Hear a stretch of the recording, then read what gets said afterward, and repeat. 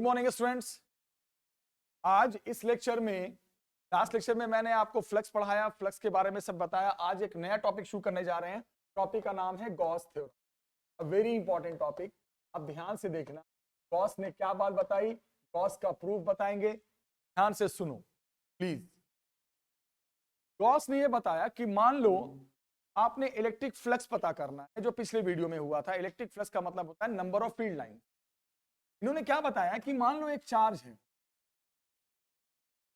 मान लो आपके पास एक चार्ज है और चार्ज से फील्ड लाइंस निकल रही हैं। प्लस है तो लाइंस आर इमर्जिंग, माइनस है तो लाइंस आर एंट्रिंग। जो भी हो रहा है, आसपास लाइंस फैल गई। हमें फ्लक्स पता करना है, नंबर ऑफ फील्ड लाइंस पता करना है। तो आप बोलोगे सर आपके पास तो फॉर्मूला है, ये पिछले वीडियो में आपने दिया था। फॉर्मूला आपने क्या दिया था sir? E S cos theta. बड़ा सरफेस है तो इसको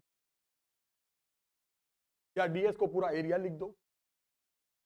गॉस ने क्या बताया कि अगर ये चार्ज क्लोज हो जाए, अगर ये चार्ज हो लेकिन क्लोज सरफेस में, गॉस ने ये बात बताई कि अगर ये चार्ज हो और वो क्लोज सरफेस में, सरफेस के लिए फ्लक्स आप पता कर रहे हो, जिस सरफेस के लिए लाइंस आप पता कर रहे हो, जिस सरफेस में लाइंस पता कर रहे हो कि कितने आ रहे हैं या कितने जा रहे हैं, फ्लक्स पता कर रहे हो, वो सरफेस अगर क्लोज है बेटा, तो उन्होंने कहा इतना करने की, उन्होंने कहा कुछ नहीं करो, जो भी चार्ज आपने सरफेस में क्लोज किया है, चाहे वो प्लस या माइनस जो भी, तो उस सिस्टम की परमिटिव,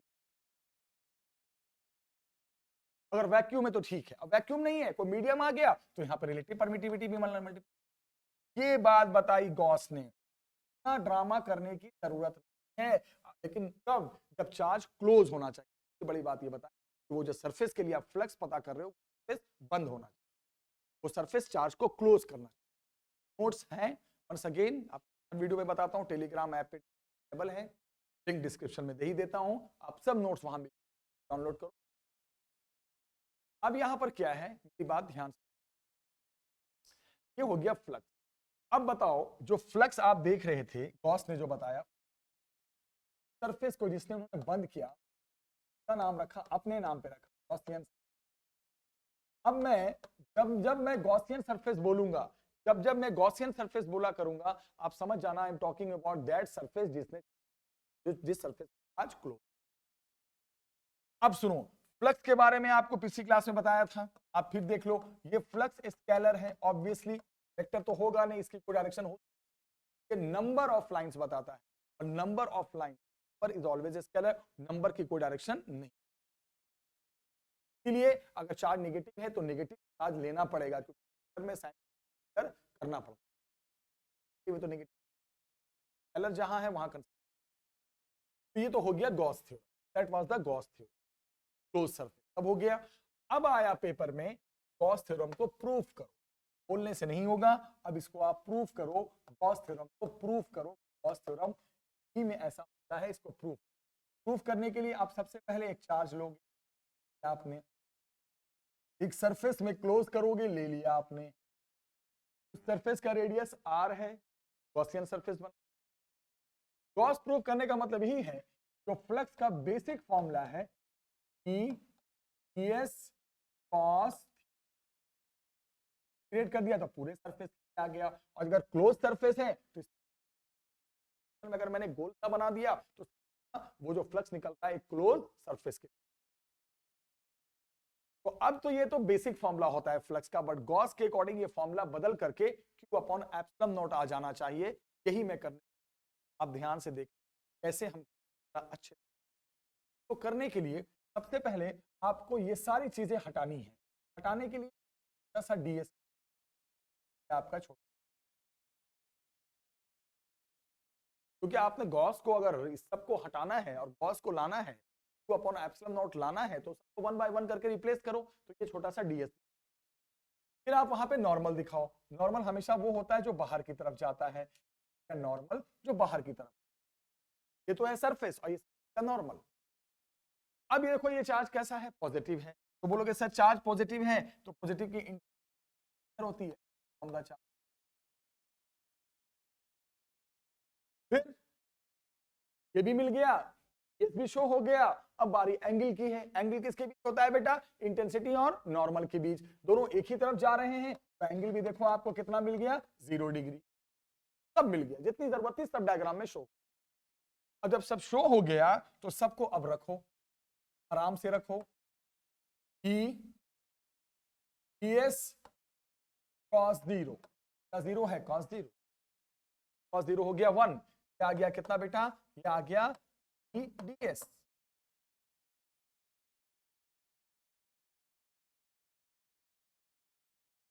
अब क्या करेंगे? सबकी वैल्यू रखते हैं।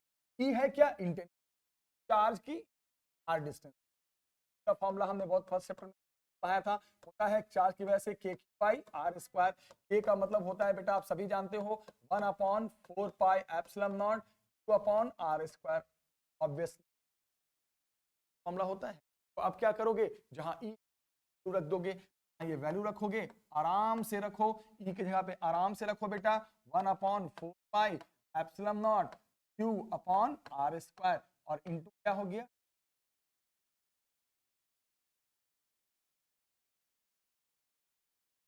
सिंपल हो गया। अब इसमें जो जो चीज कांस्टेंट है उसको बाहर कर दें, सारी चीज तो कांस्टेंट है, चार्ज फिक्स है, रेडियस सरफेस का फिक्स है, क्वेश्चन सरफेस का रेडियस, तो फिक्स चीजों को बाहर करोगे तो आ जाएगा q बाहर, 4 पाई एप्सिलॉन नॉट बाहर, आर स्क्वायर बाहर, बस हो जाएगा सिर्फ डी का। क्या है? इंटीग्रेट करोगे तो पूरा स्फीयर मिल जाएगा आपको, और स्फीयर का सरफेस एरिया होता है 4 पाई आर स्क्वायर। तो क्या होने जा रहा है? q upon 4 pi epsilon naught r square, और जब ये हो गया तो ये हो गया पूरा 4 pi r square. 4 pi r square, 4 pi r square देखो क्या हो गया? कैंसिल, आ गया वही ऑन एप्सिलॉन नॉट। ये उसने बताई थी कि भाई इतना मत करो, लिख दो। प्रूफ करने के लिए क्या करेंगे? क्लियर हो गया, चार्ज लेंगे, बंद करेंगे, सबको हटाना है, सबको शो करेंगे, रखेंगे वैल्यू, डीएस इंटीग्रेट होके पूरा स्फीयर का surface area 4 pi r square रख दो। अब मान लो, पॉइंट क्लियर करते हैं। अब किसी ने कहा कि मान लो हमने ये चार्ज माइनस ले, जस्ट एग्जांपल हमने माइनस ले, तो माइनस लेने से पे फर्क पड़ेगा, मैं आपको बताऊं किस पे। अब देखते जाओ किस पे फर्क पड़ेगा माइनस लेने, हम इसकी बात कर रहे हैं, ध्यान से सुनो। जब चार्ज माइनस लोगे, बल तो बाहर ही जाता है कहीं पर भी देखोगे, बट इंटेंसिटी माइनस की टुवर्ड्स द चार्ज हो जाती है, डायरेक्शन अंदर आ जाएगी। ये और ये एक दूसरे के अपोजिट हो गए, नॉर्मल और इंटेंसिटी। यहाँ पे थीटा 180 हो जाएगा, जो 0 ले रहे थे वो 180 हो जाएगा, और cos 180 -1 होता है। तो आप देखो आगे आगे हर जगह क्या आ जाएगा, होगा तो फ्लक्स भी पता चल रहा है, नहीं तो कॉन्सेप्ट तो मैंने बता ही दिया, फ्लक्स स्केलर है तो माइनस तो आना।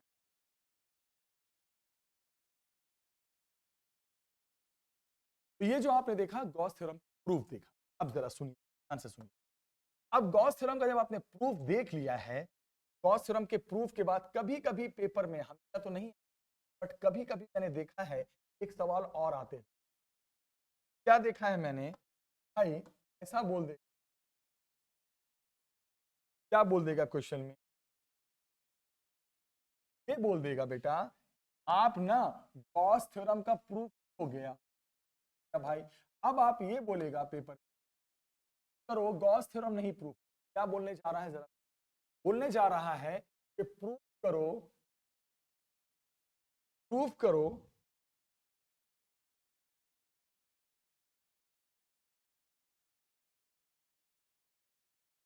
प्रूफ ऑफ कूलम्स लॉ,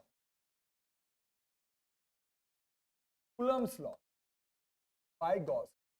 पर मैं कभी कभी ये कि अब आप एक काम करो, कूलम्स लॉ का प्रूफ, कूलम्स लॉ को प्रूफ करो से गॉस लॉ की को कैसे क्वेश्चन। इसका मतलब ये है कि आपको अब गॉस लॉ पता है, you are known with the Gauss law, now you have to prove Coulomb's law. Coulomb's law जानते तो है, दो चार्जेस के बीच जो फोर्स होता है k q1 by r square, मुझे उस फॉर्मूले को प्रूव करना है किससे? Gauss law. कैसे प्रूव करेंगे देख, सब कुछ यही होगा, डायग्राम एज इट इज बना दे, डायग्राम जो आपको शो हो रहा है ना बेटा,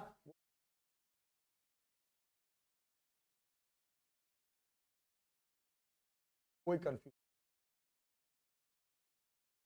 अब आप ये मान के चलना कि अब मुझे गॉस पता है और मुझे इलेक्ट्रिक फील्ड इंटेंसिटी नहीं पता। देखिए ये आप जानते हो कि इंटेंसिटी का फॉर्मूला क्यू की वजह से r distance a q by r square होता है। ये मालूम है कि आपको पता है। जब हम कूलम्स लॉ प्रूफ करने ये मान के चलेंगे तो कूलम्स लॉ ही आया था, कूलम्स लॉ ही नहीं पता तो इंटेंसिटी। अब क्या करेंगे, गॉस लॉ को यूज करेंगे। कैसे करेंगे, गॉस लॉ है क्या, जानते हो गॉस लॉ क्या है बेटा, जानते हो कि यस गॉस का कितना है 0, ये होता है गॉस के अकॉर्डिंग किसके बराबर, अपॉन एप्सिलॉन, होता है फ्लक्स। गॉस ने बताया था इसको हटा के क्या लिख दिया करो, Q अपॉन एप्सिलॉन। ये मान के चलेंगे कि हमें गॉस लॉ नहीं पता है, सॉरी गॉस लॉ की मदद से ये होता है फ्लक्स का फॉर्मूला, ये होता है गॉस। गॉस 0 हो गया 1, 1 होने के बाद क्या बच गया बेटा, E बाहर आ गया, ds ऑन एप्सिलॉन। तक मैं बार बार बोल रहा हूं, हम मान के चलें पता, we don't know the intensity.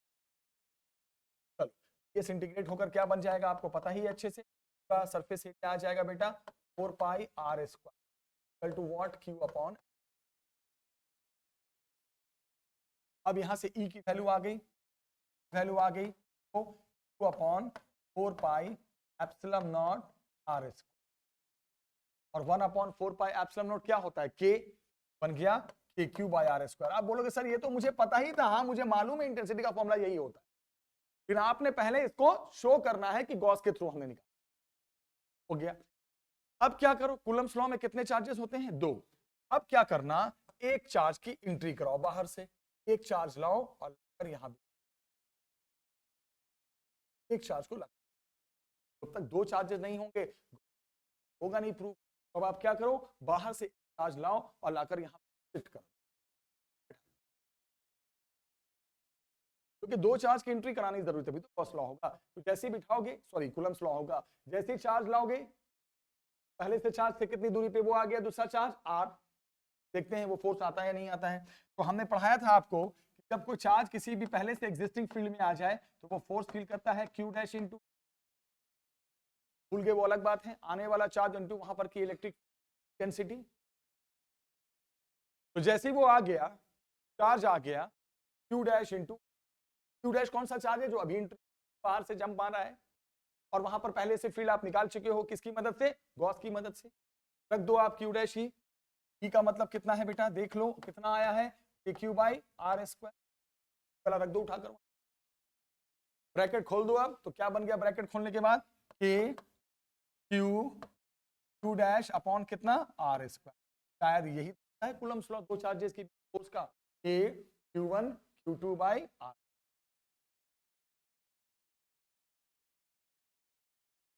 भूल गए, यही तो है आपका कूलम्स लॉ। कूलम्स लॉ भी नहीं पता भाई कैसे काम चलेगा, कूलम्स लॉ ही तो है, पहली क्लास का स्टार्ट हुआ था, तो के Q1 Q2 बाई आर। ये भी क्वेश्चंस आते हैं कि भाई ऐसा कीजिए कि आपने कूलम्स लॉ प्रूफ करना है गॉस की मदद, कैसे प्रूफ करेंगे, पहले गॉस की मदद से इंटेंसिटी निकालेंगे और कर चार्ज की एंट्री कराकर कूलम्स लॉ तक। गॉस में आपने एक चीज नोटिस किया, एक कभी कभी एमसीक्यू में आता है कि अगर कूलम्स लॉ की वैलिडिटी खत्म हो जाएगी तो गॉस लॉ भी प्रूफ, और गॉस लॉ की वैलिडिटी खत्म हो जाएगी तो कूलम्स लॉ भी प्रूफ, दोनों एक दूसरे पे डिपेंडेंट है, दोनों की एक को दूसरे से कनेक्टेड है, एक का वैलिडिटी। अब जैसे मैंने आपको एक एग्जांपल दिया, आपके पास ना 2 स्फीयर, नंबर 1 दो सरफेस, कहाँ चार्ज माइनस, कहाँ चार्ज 3, कहाँ वैक्यूम, और तब जहां पे मैं एप्सिलॉन नॉट लिख रहा हूं, इतने तो होशियार हो आप, जहां मैंने एप्सिलॉन नॉट लिखा तो आप समझ गए वहां वैक्यूम है, और जहां मैंने एप्सिलॉन नॉट के साथ एप्सिलॉन आर लिख दिया तो ये समझदार हो आप, वहां पे कोई मीडियम है तभी रिलेटिव परमिटिविटी आया। तो किसी ने पूछा फर्स्ट क्लोज सरफेस का फ्लक्स क्या हो, अंदर वाले का, सर अंदर वाले में चार्ज क्या बंद है, माइनस की, आपको मैंने कितनी बार बताया फ्लक्स स्केलर है तो माइनस करना। फिर किसी ने कहा दूसरे वाले सरफेस का फ्लक्स क्या है, तब आउटर सरफेस के लिए यहाँ पे गॉस डायरेक्ट क्यों लग रहा है? क्योंकि सरफेस क्लोज है। तो जब हम दूसरा वाला सरफेस देखेंगे बाहर वाला, तो उसके अंदर दोनों बंद हो जाएंगे, दोनों क्लोज चार्ज हो जाएंगे। ये थोड़ी है कि दूसरा वाला लेंगे तो सिर्फ यही 3Q है भाई, उसके साथ ये भी तो है, -Q तो है। दूसरे वाले सरफेस का जब हम फ्लक्स देखेंगे तो वहां पे क्या होगा, दोनों के दोनों चार्जेस आ जाएंगे, PQ भी आ जाएगा प्लस आ जाएगा, और अपॉन क्या होता है एप्सिलम नॉट, और उसके साथ आ जाएगा एप्सिलम आर। क्यों एप्सिलम आर क्यों आ गया? क्योंकि मीडियम आ गया। कितना आ गया दूसरे का फ्लक्स? बहुत सिंपल है बेटा, आ गया 2Q upon epsilon naught into epsilon r की वैल्यू दे देगा तो वैल्यू रख देना, दोनों फ्लक्स का रेशियो फिर पूछ देगा, दोनों को डिवाइड कर देना, अब तो कर सकते हो। तो गॉस तुरंत लग जाता है फ्लक्स के लिए, कब? जब वो चार्ज क्या हो, सर्किट में क्लोज। ध्यान से अब फ्लक्स पे फिर क्वेश्चन आया, ध्यान से देखो बेटा, वंस अगेन आपके पास दो हैं, स्फीयर नंबर 1 स्फीयर, यहाँ चार्ज क्यों बंद है, यहाँ चार्ज, अब देखना थोड़ा सा अच्छा सवाल है, बहुत अच्छा क्वेश्चन। अब मैंने क्या कहा, आपके पास अगेन दो सरफेस है, again you have two surface, एक फर्स्ट सरफेस है चार्ज क्लोज है, एक सेकंड सरफेस है वहां भी चार्ज क्लोज। इन दोनों में डिफरेंस आप देखो, पिछले वाले सब क्वेश्चन में दोनों चार्ज पॉइंट चार्ज था, यहाँ एक चार्ज तो पॉइंट है बट एक चार्ज लीनियर है। आप याद करना मेरे सेकंड वीडियो या फर्स्ट वीडियो, मुझे याद है शायद फर्स्ट वीडियो में हमने आपको चार्ज डिस्ट्रीब्यूशन, उसमें हमने कहा था 3 तरह के distribution, linear charge distribution, surface charge distribution, volume charge distribution. Linear charge distribution में बॉडी जो लेंथ वाली होती है उस पर चार्ज दिया जाता है, और उस डिस्ट्रीब्यूशन में एक लैम्डा टर्म हमने यूज किया था, लैम्डा है लीनियर चार्ज। याद करो पहली वीडियो आके देख, लीनियर चार्ज डेंसिटी का मतलब होता है बेटा चार्ज पर यूनिट लेंथ। ये सब तब आता है कॉन्सेप्ट में, लैम्डा, सिग्मा, रो, जब चार्ज वाली बॉडी शेप में होती है। जब चार्ज वाली बॉडी शेप में हो, तो वो भी लीनियर शेप में हो, वहां पे एक टर्म उसके लिए होता है, लैम्डा गिवन है, ये गिवन है, लैम्डा गिवन है, लेंथ गिवन है, लेकिन इसका चार्ज गिवन नहीं है, और लैम्डा की वैल्यू गिवन है के, ये गिवन है, I am not talking given है, ऐसी बात कर रहा हूं, कोई कौन आपसे वही बोलोगे सर बड़ा आसान है सर, फ्लक्स में तो चार्ज चाहिए, फर्स्ट सरफेस के अंदर का तो पॉइंट चार्ज है वो दे रखा है आपने, सेकंड सरफेस का जो आपने दिया है वो एक वायर दिया है, और जो वो वायर है वो चार्ज नहीं है, उसका शेप में है, चार्ज गिवन, सर मुझे उसका चार्ज पहले पता कर, तो मान लो उसका चार्ज Q, इसको क्या मान लो बेटा, चार्ज ऑफ, क्या माने, वायर मान लें और लिख देते हैं, जो मर्जी बोलो। तो अब थोड़ा सा मैथ्स में आप पढ़े, क्लास 8 का मैथ्स मेथड याद होगा, अगर हमें charge per unit length lambda है, यानी चार्ज हमें पता है एक लेंथ का, और हमें चाहिए कितने लेंथ का, L लेंथ का, जस्ट बड़ा आराम से निकल गया, लैम्डा इंटू लैम्डा है क्या, लैम्डा है charge per unit length, charge कितने का, एक लेंथ का, आपने कितने लेंथ का चाहिए, L लेंथ का, तो करना तो कुछ है ही नहीं, L से मल्टीप्लाई कर दो, बाद फ्लक्स निकाल दो आपको, अंदर वाले का फ्लक्स हो गया Q अपॉन एप्सिलम नॉट, अब बाहर वाले का फ्लक्स हो गया बेटा Q भी है और Q डैश भी है, Q डैश ये इसका चार्ज जो हमने निकाला अभी, Q डैश कितना, लैम्डा L,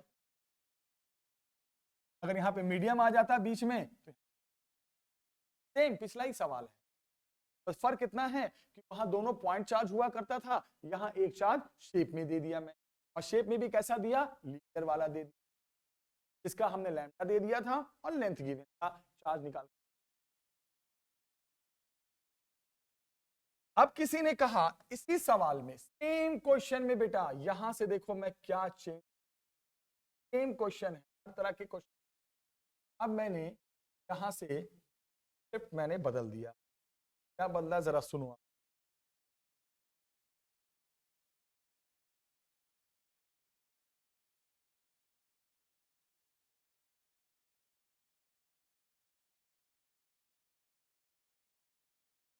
अब मैं कॉन्सेप्ट ये बदलने जा रहा हूं, कई बार आया है लैम्डा की वैल्यू k के साथ x लगा दिया, ये तो कांस्टेंट है, उसके साथ उसने अब एक वेरिएबल चिप। बहुत ही अच्छा क्वेश्चन। लैम्डा अगेन दिया है, चार्ज पर यूनिट अगेन दिया है, चार्ज पर यूनिट, बट उसने क्या किया, उसके साथ उसने कांस्टेंट चिपका दिया। और ये x का मतलब उसने लिख दिया कि x का मतलब है 0 से शुरू हो रहा है और l तक जा रहा है। बताऊं, x का मतलब होता है ओरिजिन से आगे वाली distance, horizontal distance, it is called x। अब मेरी बात को ध्यान, तो अब क्या करेंगे, इसका मतलब ये है, देखो x यहां से यहां तक खत्म हो रहा है l। फिजिक्स में, मैथ्स में x का मतलब होता है horizontal distance starting from the origin. तो जब लैम्डा, अब देखो x तो यहाँ पे वेरिएबल है, यहाँ पे लैम्डा भी फिर वेरिएबल आ गया। बोलो क्यों? सर यहाँ पे जो आपने x किया वो तो वेरिएबल में चला गया, क्योंकि ये वेरिएबल है तो आपका लैम्डा भी वेरिएबल में जाएगा, कांस्टेंट में जाएगा, लैम्डा वेरिएबल। अब जब लैम्डा वेरिएबल हो गया तो अब क्या करें भाई, फिर हम इसका चार्ज कैसे निकालें जो हमने q डैश माना था? तो वहां पे क्या करना पड़ेगा, लैम्डा को डायरेक्ट लेंथ से मल्टीप्लाई नहीं करना पड़ेगा, पहले लैम्डा को छोटी सी लेंथ dx के लिए चार्ज निकालना पड़ेगा। अब समझो मेरी बात, जब लैम्डा वेरिएबल होता है तो पूरी लेंथ मल्टीप्लाई एक बार में करके पूरा चार्ज नहीं निकाल सकते। कब निकालते हैं? जब लैम्डा कांस्टेंट है। जब लैम्डा वेरिएबल है तो पहले छोटी सी लेंथ dx का चार्ज निकालो, लैम्डा इनटू लेंथ। ध्यान रखना पेपर में, अगर लैम्डा वेरिएबल है then first you will find the charge of the small part of this one, not total length एक बार में चिपका देना, पहले छोटी सी लेंथ का निकालना, ये तब जब लैम्डा वेरिएबल होगा। उसके बाद लैम्डा की वैल्यू रख दो बेटा, लैम्डा की वैल्यू है kx, x की लिमिट भी रख दो अब इंटीग्रेशन में, 0 से कहां तक? l तक। k कांस्टेंट है, बाहर आ गया, इंटीग्रेशन में किसका हो गया? x dx का, हो जाएगा, आप अच्छे से जानते हो, स्क्वायर/2 0 से, बड़ा सिंपल है भाई। ये आ गया बाहर, का इंटीग्रेशन क्या होता है, जो भी पावर होता है वो बढ़ा देते हैं। उसके बाद लिमिट रखोगे तो आ जाएगा k l²/2। कैसे? x की जगह पे पहले final limit l, minus x की जगह पे क्या? 0 होगा, नहीं k²। उसके बाद तो चार्ज आ गया, डाल दो, अंदर वाले का फ्लक्स q/ε0, अब बाहर वाले का flux q plus q dash. आपने देखा दोनों सवाल में लैम्डा बस बदल गया, एक में लैम्डा कांस्टेंट हुआ करता था, एक में लैम्डा वेरिएबल हुआ करता था, सिंपल। अब किसी ने एक बात बताई कि एक स्क्वायर सरफेस, देखो ध्यान से, एक स्क्वायर सरफेस है, साइड की लेंथ 10, के सेंटर से 5 सेंटीमीटर ऊपर एक चार्ज है। बात सुनना, मेरे कहने का मतलब क्या है, आप समझो। ये स्क्वायर सरफेस है, मान लो ये मोबाइल को मान लो स्क्वायर सरफेस है, और ये अपने आप में एक स्क्वायर सरफेस। अब इसके ऊपर हवा में एयर में एक चार्ज है, एयर में चार्ज है, ध्यान रखना। एक स्क्वायर सरफेस है और ऊपर स्क्वायर सरफेस की साइड की लंबाई 10 सेंटीमीटर है, और क्या बोला गया, इसके ऊपर ठीक 5 सेंटीमीटर ऊपर एक चार्ज ओपन है, खुला है। तो बताओ इससे लाइंस निकलेंगी, पॉजिटिव है, बाहर जाएंगी, बाहर जाएंगी, बाहर जाएंगी, बाहर जाएंगी, तो आएंगे नहीं, लाइन सब बाहर आएंगी, बाहर निकलेंगी। तो आपको बताना है इस सरफेस से कितने लाइंस पास करेंगी, आप ये बताइए, सिर्फ सरफेस से फ्लक्स बताना है। बोलोगे सर काश ये बंद होता है, अगर बंद होता तो हम 1 मिनट के अंदर कौन सा थ्योरम लगा देते? गॉस। लेकिन अभी तो बंद है नहीं लगा सकते, तो सोचो क्या करो, सोचो कुछ बंद किया जाए, इमेजिन करो कि हमने इसको बंद कर, तो बंद कैसे करेंगे? सुनो, एक तरफ सरफेस है, ऐसे ऐसे 5 सरफेस और ले लो, तो हो गए ऐसे ऐसे 6 सरफेस, और 6 सरफेस का मतलब बन गया क्यूब। तो इमेजिन करो कि अब ये चार्ज इनसाइड द क्यूब है। इफ इमेजिन ये करो कि ये जो चार्ज है वो क्यूब के अंदर बंद है, तब तो आप बोलोगे, तब तो लगा सकते हो आप गॉस थ्योरम सर, क्योंकि क्यूब के अंदर बंद है तो गॉस तो चलेगा, बिल्कुल चलेगा, वहां तो गॉस लगा सकते हो। बंद कर दिया आपने, तो जो ये बंद हो गया क्यूब के अंदर, तब तो फ्लक्स चलेगा, तब तो कोई रोक नहीं सकता, तब तो फ्लक्स चलेगा Q/ε0। लेकिन ये कब चलेगा? जब आपने क्लोज कर दिया, यानी ये जो फ्लक्स आया वो कितने फेसेस के लिए आया, फेसेस के लिए आया। बंद करोगे तो ऐसे ऐसे कितने फेस होंगे, 6। हमें तो पता करना है जस्ट एक फेस के लिए, एक फेस के लिए फ्लक्स हो जाएगा flux for one face. Obviously बात है जो भी ये फ्लक्स निकला उसका 1/6, क्योंकि ये तो फ्लक्स तब आया ना जब चारों तरफ से बंद हो गया, अब तो क्लोज हुआ। बंद होने का मतलब ये जो फ्लक्स आया वो ऐसे ऐसे कितने फेस के लिए आया, 6। सभी से निकलने वाले लाइन से, सभी 6 फेसेस थे, निकलने वाले नंबर ऑफ लाइंस हैं। आपने तो पता करना है सिर्फ एक फेस का, तो टोटल फ्लक्स का 1/6, आंसर विल बी Q/। फिर ये सोचो ये 5 सेंटीमीटर क्यों है, इसलिए कि जब क्यूब में बंद होगा तो ये चार्ज कहां पे होना चाहिए क्यूब के, अगर ये 4 सेंटीमीटर पे होता तब ये चार्ज क्यूब के सेंटर पे नहीं आ पाता, फिर किसी एक फेस के करीब हो जाता, और जिस फेस के वो क्लोज हो जाता वहां से लाइंस फिर ज्यादा पास करती, तो ये बराबर अमाउंट में हर फेस फ्लक्स नहीं। ये भी ध्यान रखना है, अगर ये 10 है तो ये 5 होगा, ये 8, ये 4 होगा, ये 6 है तो ये 3 होगा, ताकि क्यूब बनने के बाद ये चार्ज कहां पे है, सेंटर पे ही। याद रखना। अब जैसे मैंने कहा आपके पास एक क्यूब, बॉस पे सवाल हो रहे हैं, और एक चार्ज यहां पर बिठा दिया, और मैंने पूछा पूरे फ्लक्स बताओ पूरे क्यूब के लिए, बोलोगे सर तो बड़ा सिंपल है, कौन सा सवाल दे दिया आपने, एप्सिलॉन नॉट, बड़ी बात है। मैंने कहा अब देखो सवाल मैंने कर दिया चेंज, ये चार्ज जो यहां बैठा था ना, इस चार्ज को उठाकर यहां बिठा दिया भाई।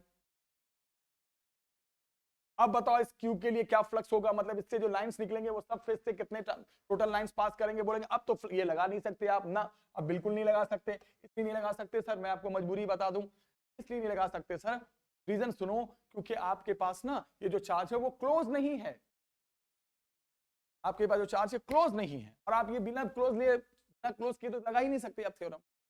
अब आप बोलोगे सर इसके लिए आप एक काम करो, आप पहले इसको क्लोज करो, और ध्यान रखना क्लोज करने के बाद जिससे भी क्लोज करो वो सेंटर पे ही होना चाहिए। तो आपको बताता हूं टोटल 8 कॉर्नर्स होते हैं, 1 2 5 7 1 2, यहाँ 3 4 5 6 7 8, ठीक है ना, इंक्लूडिंग 1 2 5 6 7। अब मेरी एक बात बताना ध्यान से सुन, अब जब मैं सारे क्यूब से कोई भी एक कॉर्नर की बात कर देते हैं, अब देखो आपको पता है क्यूब में और कॉर्नर्स होते हैं 8, कॉर्नर्स गिनोगे तो 8, 4 इसके 4 इधर के। करना क्या पेपर में, आप ये जूम करना कि ऐसे ऐसे हमने 8 क्यूब और बना दिए, इधर से भी एक क्यूब बना दिया, इधर से भी क्यूब बना, इधर से भी कॉर्नर से मैं ऐसे ऐसे 7 क्यूब और ले लिए, तब ये कितना हो गया, तब ये ऑल 8 क्यूब्स के सेंटर पे। तो ये कब होगा, तब अप्लाई कर सकते हो ये वाला, लेकिन कब अप्लाई कर सकते हो, जब ये कितने क्यूब के अंदर आ जाएगा बेटा, 8 क्यूब। एक तरफ तो क्यूब है अब बंद हो नहीं पा रहा है, तो मुझे चारों तरफ से क्यूब ही क्यूब बनाना पड़ेगा। तो जब एक तरफ से क्यूब है ऐसे ऐसे सभी तरफ से क्यूब दिखाने, तभी ये सेंटर पे आ पाए। तो जब 8 क्यूब के अंदर डालोगे तब लगेगा क्यू अपॉन एप्स, और तब ये सभी क्यूब के सेंटर पे, तब सारे 8 क्यूब के लिए होगा। मुझे तो एक ही क्यूब के लिए निकालना था, अब क्या बोलोगे, फ्लक्स फॉर 1 क्यूब, 1 क्यूब के लिए फ्लक्स कितना हो जाएगा, जो भी ये फ्लक्स आया है उसका 1/8 आ गया बेटा, अपॉन 8। सर एक फेस के लिए जो होगा, जो एक क्यूब के लिए होगा वो होगा Q/8 निकालना था। बात को समझो आप, आपको पता है अगर मैं कोई सिलेंडर लेता हूं, अगर मैंने सिलेंडर ले लिया और इसके अंदर एक चार्ज क्यूब बंद कर दिया, तो आपको ये बात अच्छे से पता है एक सिलेंडर में 3 फेसेस होते हैं, 6 होते हैं सिलेंडर में, 3 सिलेंडर में टोटल कितने होते हैं, 6 फेसेस होते हैं। आप किसी सिलेंडर को देख, कोई भी सिलेंडर को देखना, जैसे पेन को सिलेंडर मानो, एक इधर का फेस है, एक साइड का सर्कुलर फेस होता है, एक इधर साइड का होता है, 3 सरफेस होते हैं याद रखना, फर्स्ट सरफेस और ऊपर का जो ये कर्व सरफेस।